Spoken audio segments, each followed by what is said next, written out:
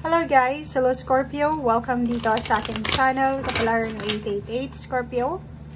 Alamin natin kung anong messages, vibration, gabay, energy para sa lahat ng Scorpio friends natin.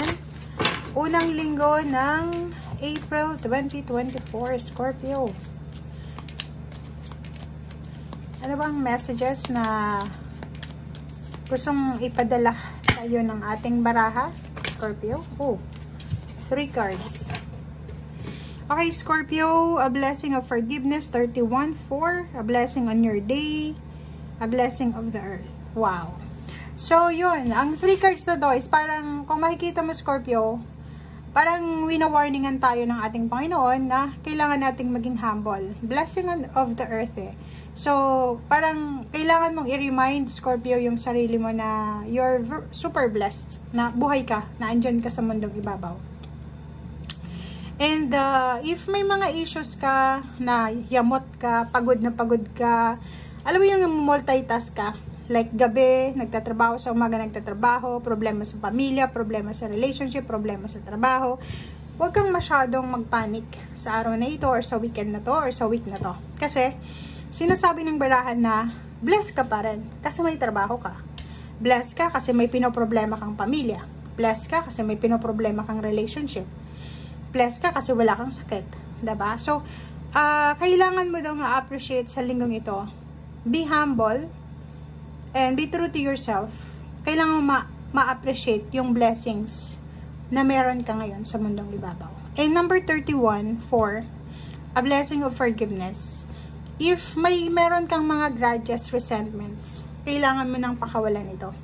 Kailangan mo nang alisin yung mga sama ng loob, mga pinapasan mong problema, pinapasan mong pain and heartache, grudges, resentment, or ano pa man yan. Okay? Magpatawad kasi, alam mo Scorpio, ito yung sinasabi sa'yo, na you're very blessed. You're very blessed na hindi mo kailangan magkaroon ng sama ng loob na kahit pinagkaisan ka or kano at man, sinasabi ng barahan na blessed ka pa rin kasi naandyan ka sa ngayon. Okay?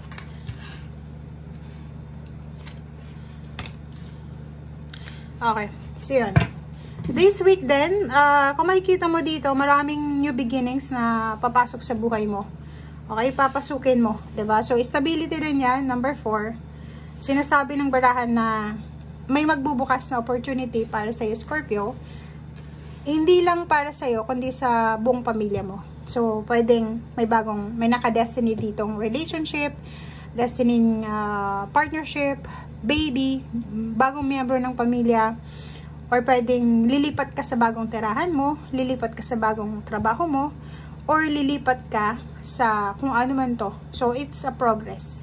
And Justice card, 23, 5, huwag kang masyadong mag-alala. Yun nga yung sinasabi sa'yo dito, huwag kang masyadong mag-alala kung feeling mo hindi justice or walang justice sa paligid mo. Like, nagtatrabaho ka pero feeling mo oppressed ka.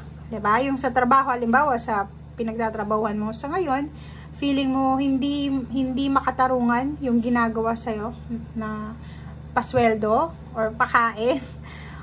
Nakikita mo dito yung 5, sinasabi, huwag kang mag-alala kasi 27-9, malapit na. Malapit na yung tamang oras para magbukas yung isang oportunidad, yung isang posibilidad na magdadala ng stability, balance sa buhay mo, and positivity.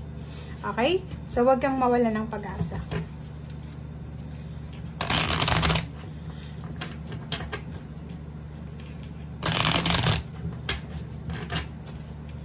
Nakikita din natin dito na may mga contract signing, lilipat ang bahay. So, syempre, pirma ng kontrata kung nagre-rent ka lang. Trabaho, ganun din. Pipirma ka ng kontrata. Business, parang ganun. Okay. So, yun. Nakikita ko sa'yo dito na masyado kang nakafocus sa past mo. Okay? So, dito sa Page of Pentacles, mag-focus ka daw sa future mo. Focus ka sa kung ano yung parating. Huwag kang mag-focus doon sa kung ano yung nangyari sa nakaraan. Okay? So, yun. It's a double confirmation na mag-focus ka sa kung anong ginagawa mo sa ngayon. Kasi, kung ano yung gagawin mo ngayon, ang magiging future noon, yun yung bukas, diba? Like, next year, next month. So, kung gusto nating maging positive yung ating future, ngayon pa lang simulan na natin siyang positive. Okay? So, nakikita natin dito na may perang parating sa buhay mo in the coming years, coming months and days. May okasyon, may celebration na magaganap. Excited ka, excitement ang nakikita natin dito. May bagong relationship, may bago kang trabaho, may bago kang hobbies, may bago kang passion, may bago kang pagkakaabalahan na posibleng yun yung focus mo. Relationship, ganun din. May mga iba sa inyo na posibleng magkaroon ng bagong relasyon. May iba din sa inyo dito na kailangan mag-iingat sa relasyon dahil posibleng magkahiwalay kayo dahil sa misunderstanding or kung ano pa man. Nakikita natin dito na may mag-asawa. Okay, comment down below kasi this week to eh. May mag-asawa, mag-boyfriend, girlfriend, mag-partner na posibleng mag-away sila dahil sa pera.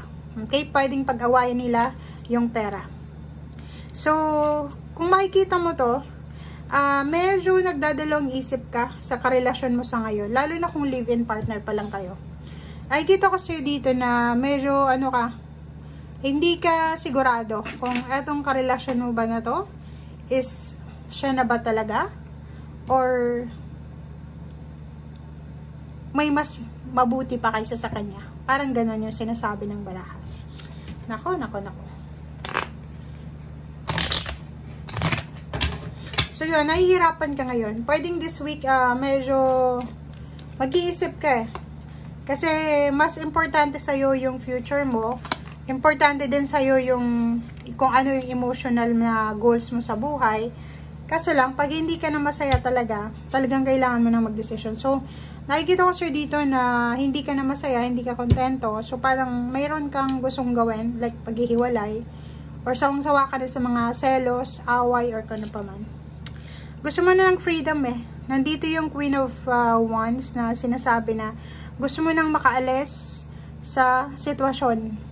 Like, for example, may mga grudges ka, resentment, mga problema sa pera, problema sa relationship, selos, or ano pa man. Sinasabi ng barahan na wini-wish mo or minamanifest mo na sana sa future or sa mga susunod na buwan at araw or taon, makalaya ka na sa kung ano man to na stagnation na meron ka sa ngayon.